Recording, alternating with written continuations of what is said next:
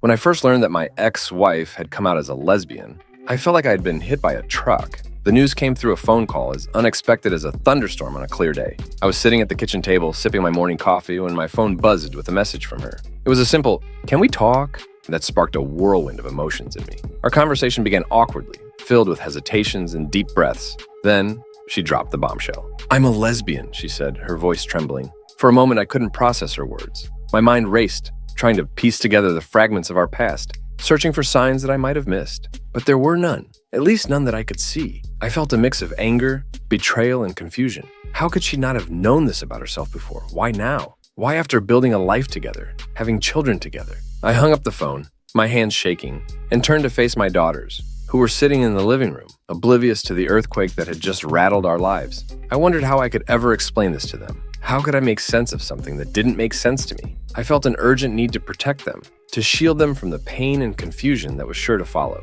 Later that evening, I sat them down. My heart pounded in my chest as I struggled to find the right words. "Your mom and I had a talk today," I began, my voice shaky. "She's going through some changes in her life. She has realized something very important about herself." Their eyes widened with curiosity and concern. They were too young to fully grasp the complexities of adult relationships, but old enough to sense that something significant was happening. "Mom loves you very much," I continued, "but she has realized that she is a lesbian." The room fell silent, the air heavy with unspoken questions. I watched their faces, searching for signs of understanding. One of them burst into tears, while the other stared at me wide-eyed and silent. I felt a pang of guilt, wondering if I had failed them somehow.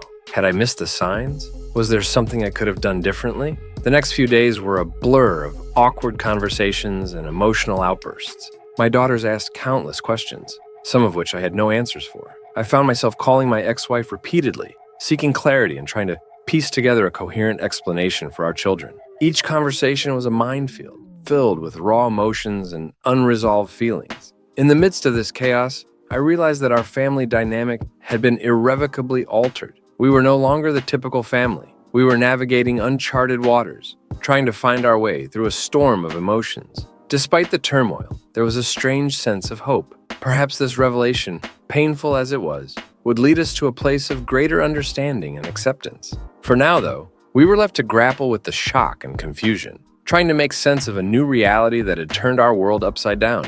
The days following the revelation were a blur of emotional highs and lows. Each morning I woke up with a sense of dread, wondering how we would get through the day. My daughters, usually so full of life, seemed subdued, their laughter replaced by hushed conversations and stolen glances. I could see the questions in their eyes, questions I didn't have the answers to. One afternoon, I decided to take them out for ice cream.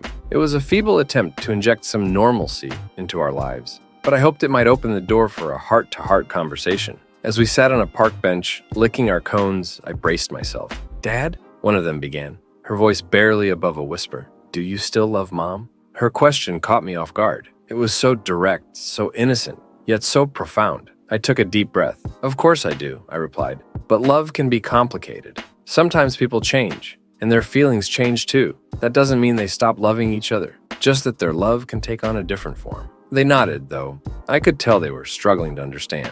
The conversation drifted to other topics, but I could see the gears turning in their minds. This was a new chapter in our lives, one that would require patience and time to navigate. Meanwhile, I was wrestling with my own feelings. I fluctuated between anger and sadness, between resentment and empathy. I remembered our wedding day, the promises we made to each other, the dreams we shared. How had it all unraveled so quickly? I found myself replaying our past, searching for clues, for any sign that could have foretold this seismic shift. I decided to confront my ex-wife. I needed answers, and I needed them now. We met at a quiet cafe, away from prying eyes and curious ears. She looked different, more confident, more at peace with herself. It was a stark contrast to the turmoil I felt inside. "Why now?" I asked, unable to mask the bitterness in my voice. "Why after everything we've been through?" She sighed, her eyes filled with a mixture of guilt and relief. "I didn't realize it until recently. I've been living a lie, trying to fit into a mold that wasn't me. I'm sorry for the pain this has caused you and the girls, but I couldn't keep pretending." Her words stung, but they also resonated with a painful truth. I could see the sincerity in her eyes, the struggle she had endured. It was a hard pill to swallow, but I knew she wasn't to blame for discovering her true self. Still, it left me grappling with a new reality, one that I had no roadmap for. As we continued to talk, I felt a shift. The anger began to dissipate, replaced by a grudging acceptance. This wasn't about me. It was about her journey, her truth. I realized that in order to move forward, I needed to let go of the past and embrace the change, no matter how difficult it was. The days turned into weeks, and slowly life began to find a new rhythm. My daughters and I started to adjust, our bond growing stronger in the face of adversity. We talked more openly, shared our fears and hopes, and found solace in each other. It was a long road ahead, but we were taking it one step at a time, navigating this new reality together.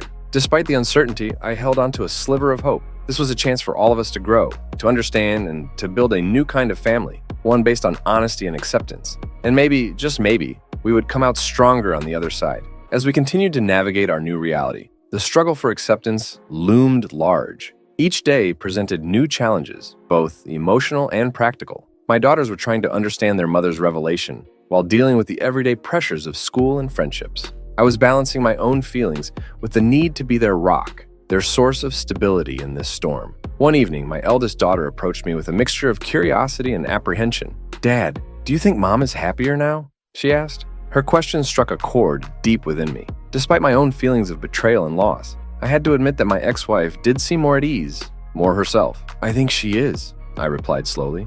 "And if she's happier, it means she can be a better mom to you. It's important to be true to yourself, even if it's hard for others to understand." My daughter's face softened, and she nodded thoughtfully. This was a small step towards acceptance, but it was a step nonetheless. The following weekend, my ex-wife and I decided to have a family meeting. It was time to address the elephant in the room head-on. We gathered in the living room, the air thick with anticipation. My ex-wife spoke first, her voice steady but laced with emotion. She explained her journey of self-discovery, how she had come to realize her true identity, and the internal battles she had fought along the way. "I know this is a lot to take in," she said, looking at our daughters, "but I want you to know that my love for you hasn't changed. I'm still your mom, and I always will be." There was a moment of silence before my youngest daughter spoke up. "Will you still come to my soccer games?" Her question was simple, yet profound in its own way. It was her way of seeking reassurance that some things would remain constant. My ex-wife smiled, her eyes brimming with tears. "Of course I will. Nothing can keep me from being there for you." The conversation that followed was difficult but necessary. We talked about our feelings, our fears, and our hopes for the future. It was raw and emotional, but it also brought a sense of relief. We were no longer tiptoeing around the issue, we were facing it together.